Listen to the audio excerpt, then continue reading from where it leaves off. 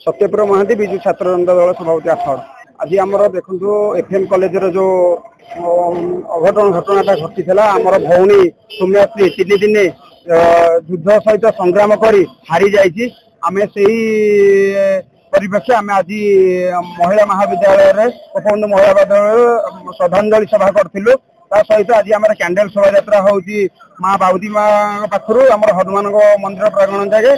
कारण आम ये चाहूँ दोषी निर्दोष फसी जाऊँगी विचार मूलक दंड दबा दरकार। दोषी की दंड मिलवा दरकार। परिवार को समवेदना आम विजु छात्र जनता दल तरफ आम करुचु।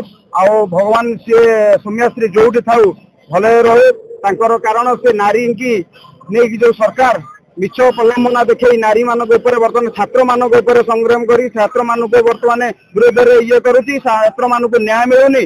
से न्याय दाबी आम विजु छात्र जनता दल आगामी दिन में संग्राम जारी रही।